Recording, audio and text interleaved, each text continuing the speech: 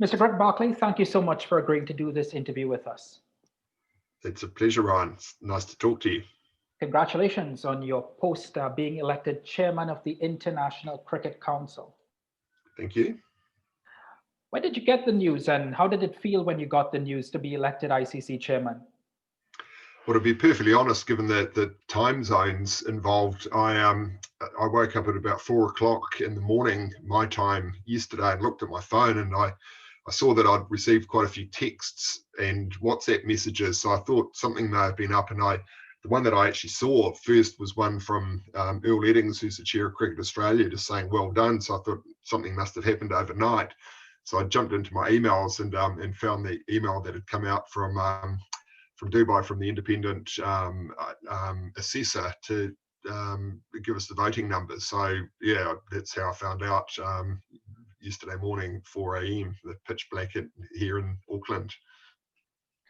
It took the ICC 6 months to get to this point. You yourself, in an immediate interview after being named chairman of the ICC, admitted that it was a mixture of both COVID-19 and perhaps the dysfunction of the International Cricket Council itself. I just wonder, Greg, are you leading an International Cricket Council board in which the members are all going, or at least have a vision of going in different directions?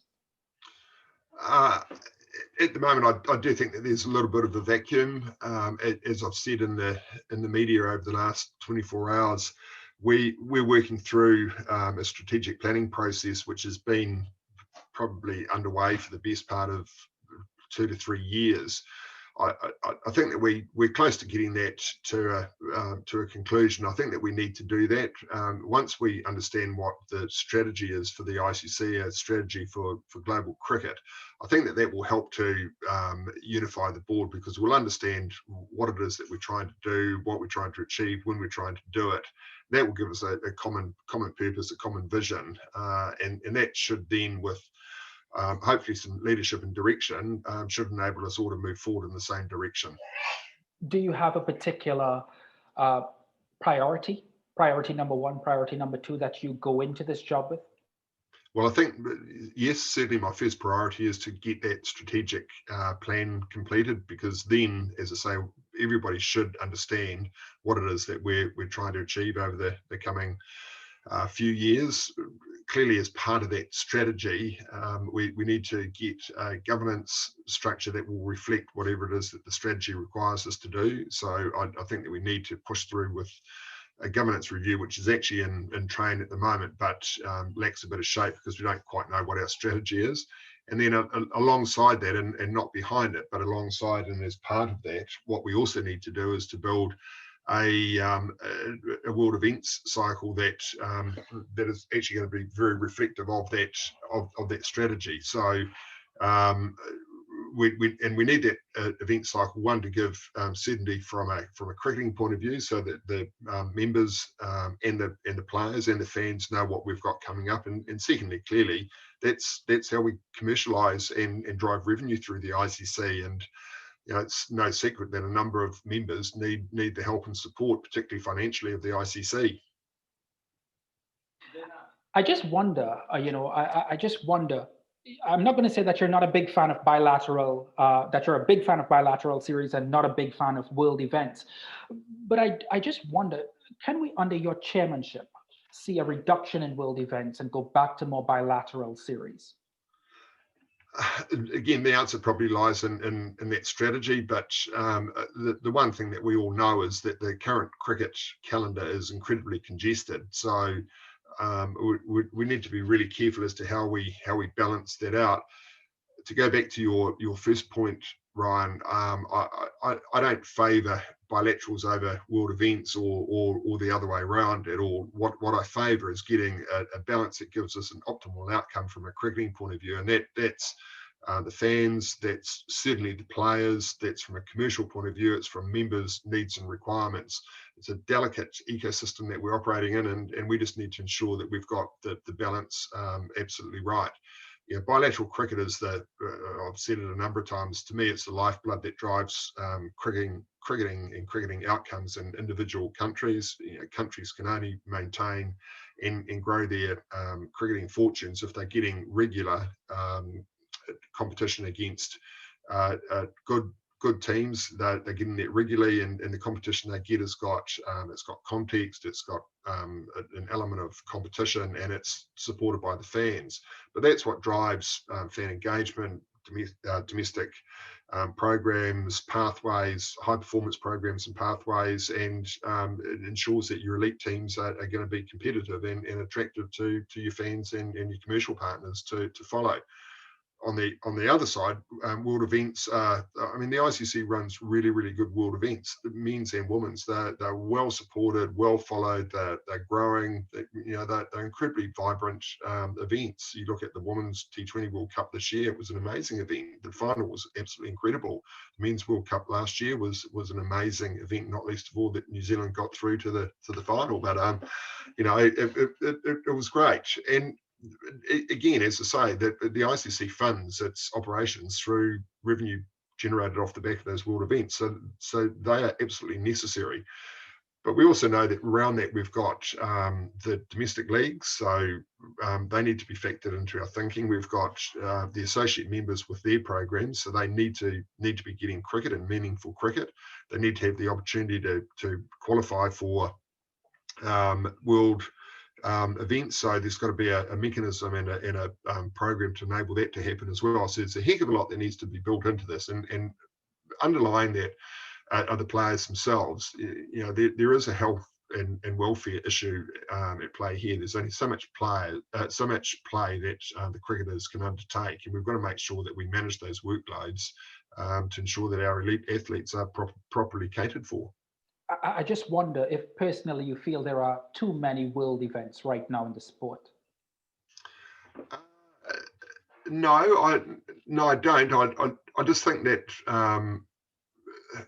however many world events we have, it is determined on a number of, as I say, those variable factors or criteria, and it is just a case of getting a balance. So I don't know whether the ideal number is 6 per cycle, 1 per year, whatever it is. But between the men's, women's, and age group competition, we just need to get something that, as I say, is workable and maintains a good balance between everything. One of the biggest challenges you'll face as you head into this position as ICC chairman is the global inequity in the sport, Greg. I know that you do not subscribe to the term big three, but the reality is that England, Australia, and India do rake in the biggest amounts of money that world cricket offers, while a board like Cricket West Indies is left taking a loan during the pandemic from the England and Wales Cricket Board. What do you propose to deal with this global inequity in the game? Well, the point that you make is dead right. So we need to ensure that all countries are capable of both meeting their obligations under bilateral and ICC arrangements, but also able to enjoy the opportunities that are afforded to enable them to play cricket. So there are probably a number of mechanisms that we can look at. What we've got to be clear about is that bilateral cricket involves rights that are the sovereign domain of each of those individual countries. So it's not like the ICC can determine how revenues generated out of bilaterals can be utilised, but we certainly can help facilitate outcomes around bilateral arrangements. We can also, I think, put arrangements in place that would enable certain teams to maybe participate better in bilateral arrangements. I mean, there's no doubt that for the likes of the West Indies, New Zealand, Sri Lanka, and the smaller full members, that a lot of the cricket that we're required to play is almost unaffordable, particularly, unfortunately, around Test cricket, given the length of time it takes to play. So when I joined the ICC, we used to have what was called the Test Fund in place, which is designed to help support some of those smaller members to continue to meet those commitments. Maybe we look to put something like that back in place, but I think we almost need to go case by case and have a look and go, okay, the Windies, what do they need? New Zealand cricket, what do they need? What are their particular issues and concerns, and let's start to address them. And so that will go part of the way to addressing some of the inequities in the system. I do think also that we need to accept and realise that England, Australia, and India, they are bigger. They have more cricketing clout, and as a consequence, drive more revenue. But we need to ensure that they're brought into the tent and are there to help and support some of the other countries and their needs as well. And I think that's another role the ICC should play. We should play a facilitation role to help bring about some of those outcomes. So, look, I think that there is opportunity to address that. I'm keen to do that, and I think there's some good conversations that will be held over the coming time to maybe help address some of those things. Would you like to see a return to the former model, which saw both the hosts and the visitors sort of, you know, get some type of financial benefit from a tour as opposed to just the hosts? Yeah, well, again, I think that some of those inequities that result out of that, and you used the example of the West Indies having to take out a loan to get to England a few months ago. I mean that's just clearly not sustainable, and it's not right. So again, we need to sit down and work out what we can do, how we can help, and what financial support might be available to address that. Because the last thing that we want to find is that those smaller full members simply can't afford to meet cricketing commitments, and as a consequence miss out on the opportunity of being able to play the amount of international cricket that they should be able to. You obviously garnered the support of England, India, and Australia. What do you tell fans around the world who, have concerns that you are now in that position and will be enforcing and advancing their agenda, the big three agenda? I know that you don't like to use that term. No. To me, there is no big three. I've said it a number of times. I don't subscribe to that proposition. As I said before, Ryan, they're very important members for obvious reasons of the ICC, but they are just individual members, as is every other country. We're all equal. We all have our different benefits and detriments. We just need to be able to address those properly. And I'm entirely confident that, and particularly as you say, with the support of the directors from those countries, that we're up for that conversation. They want to keep cricket strong and vibrant. So I'm sure that they'll do what they can to help drive this whole series of issues forward. Why I ask that is because it's a very important question for the developing world in cricket who play the sport, like the West Indies, like Bangladesh, Sri Lanka, that these nations are sustainable. Do you have a particular plan for developing nations that play cricket to become more sustainable? Are you talking about cricketing countries outside of the full member group, or those? Correct. Yeah, I've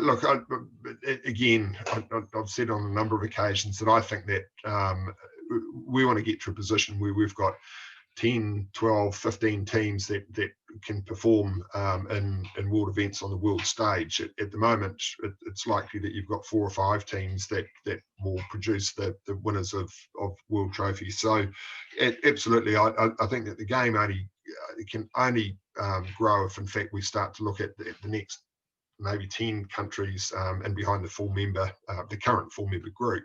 So yes, I want to see those countries afforded the same sort of opportunity that the likes of Sri Lanka, when they were made a full member back in the 80s, and Bangladesh, around the turn of the century.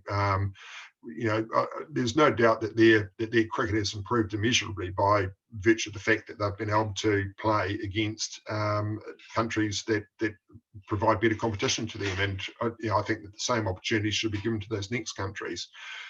That will improve their cricketing abilities. It will mean that they'll be able to drive revenue off that, invest it back into the grassroots and community part of the game, build stronger domestic competitions, and that'll just become a self-perpetuating sort of cycle. But yeah, I'm really looking forward to how we develop the strength of those next group of countries. Would you say that in past years, such countries have been, discouraged or under-encouraged to really pursue cricket as a national sport? Yeah, I don't think there's any doubt that for those countries, they've had a pretty low glass ceiling, and it's been pretty hard for them to get through that. There is a big gap between the last of the full members and the first of the next associate group, and it makes it very, very difficult for them to achieve what I think that they have the potential to do. So Absolutely, that is something that needs to be addressed and addressed quite quickly. And I'm really keen to pick that up as part of the ongoing strategy, so that it becomes a strategic imperative and a priority for the ICC. You've talked about tapping into the Americas, especially the United States of America, possibly a world event there, shared with the West Indies, not shared with the West Indies at some point.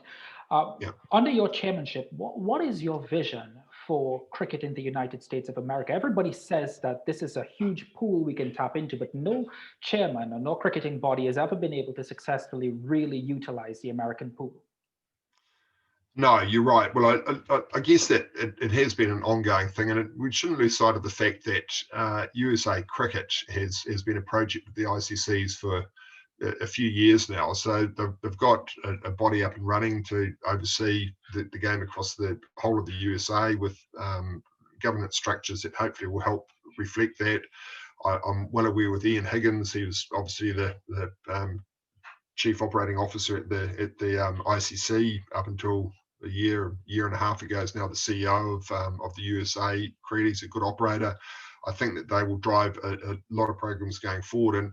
And it's not like cricket is a foreign concept to the US. You're not coming into the country with something that's not understood. There are large pockets of America that love cricket.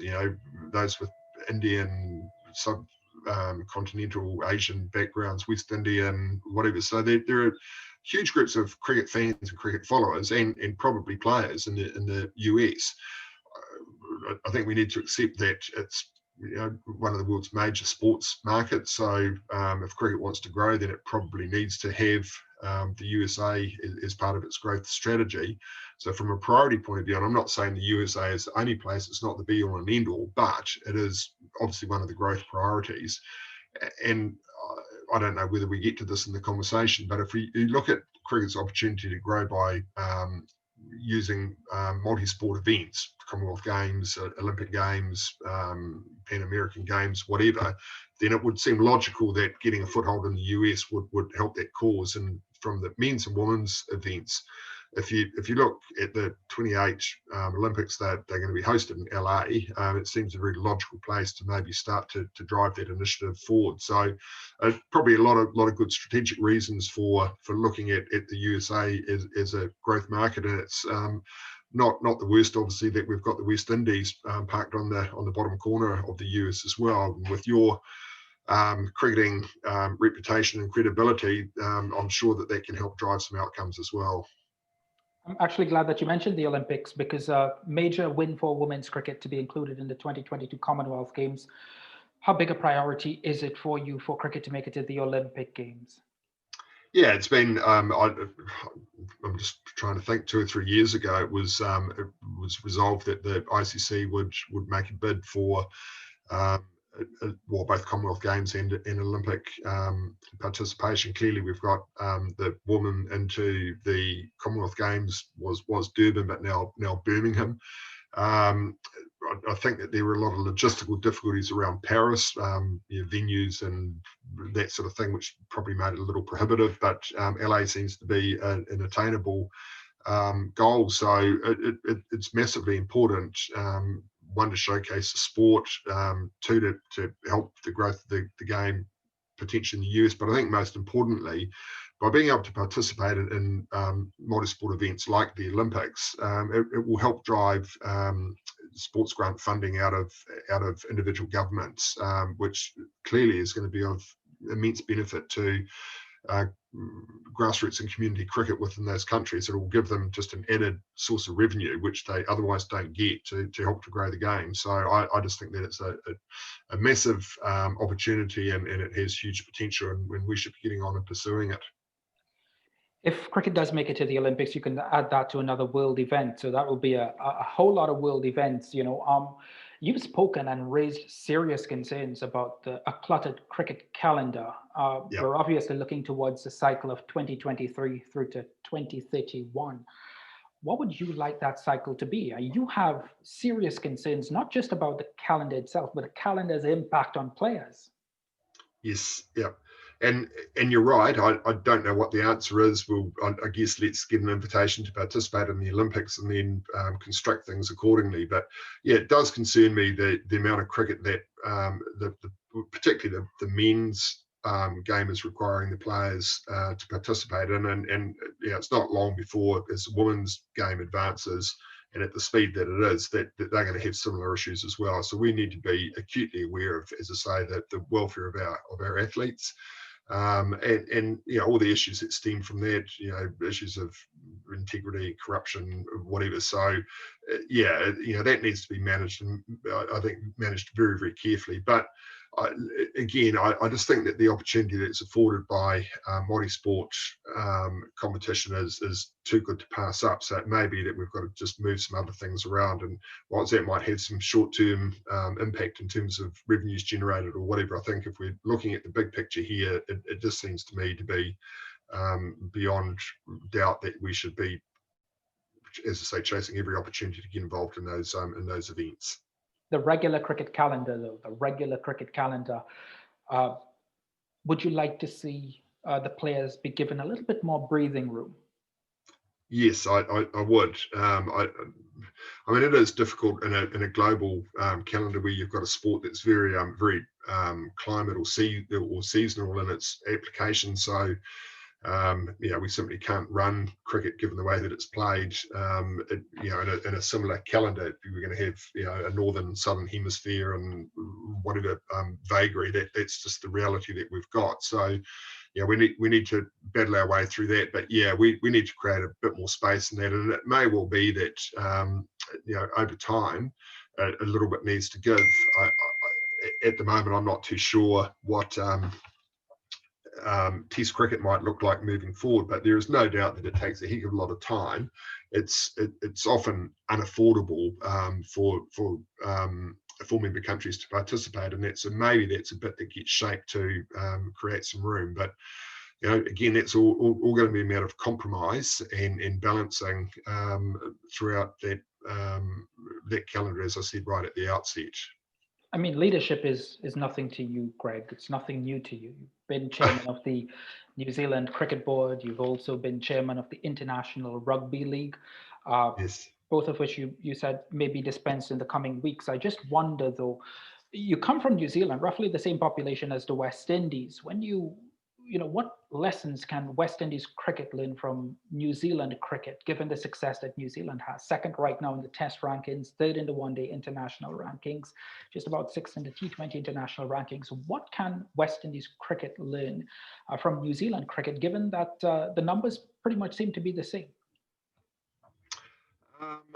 Yeah, well, I'd be hesitant to tell anyone that they could or should be doing what we've done. What we did was what worked for us, and so I guess that's the first thing, is that you need to work out, if we're talking about the West Indies, what it is that will work for you. But I guess that my observations around any perceived success that we may have had have emanated from a couple of things. We probably rebuilt our governance model a few years ago, and I have no doubt that that's had a huge amount of positive impact on any success that we've managed to achieve. We culturally, I think that we accept that we're New Zealanders, so we you know, we just try to be true to ourselves, and we use what we've got. So you know, I think that our revenues and our budgets are very similar to what yours look like. We just try to apply them appropriately, and yeah, we don't do what we can't afford to do. We make the most of what we can afford to do. But the thing that I'd say about the West Indies is that, I mean, you've got such a proud record, and you know, you've been such a successful cricketing side for such a period of time, that you've got this massive legacy that you can build on. I mean, you know, I would love to have that for us. I don't know how you've managed to achieve it, but you've had some wonderful cricketers for a long period of time, over decades. So you know, you've got something amazing that you can continue to build on, and I know that, you know, Ricky and others involved in it are absolutely passionately driven to achieve that. I just think you've got to embrace your unique characteristics, work with them, and ultimately reach out and we are a large cricket family, so whatever you need, hopefully others can sort of come to the party and help to provide it. Leading the International Cricket Council, how tough a job is that, leading world cricket? What type of leader does cricket need at the moment? Oh, look, I think that leadership comes in all guises. As I said in the previous, in answer to the previous question, I just got to be true to myself. I can't be something that I'm not. I'm a Kiwi. That's how I operate. So I'd like to think that traits amongst our traits, we're transparent, we're easy to get on with, we're collaborative. I'm prepared to listen. I'm part of a team, and it's all about the team. It's not me. All I'm doing is helping to lead and direct that team, but I'm just a part of the team. So we're only really as good as our weakest link. We just got to make sure that we're all pulling in the same direction. That's my job, to make sure that they are pulling in that direction. So I guess that for me, that's probably how I would approach it. Other leaders may see it differently, but that's the way that I'll be trying to contribute to the organisation. And you probably need to talk to my fellow directors to see whether or not that's the right way to go about it. What challenges do you enter this job in, given the pandemic? What challenges do you need to see through almost immediately?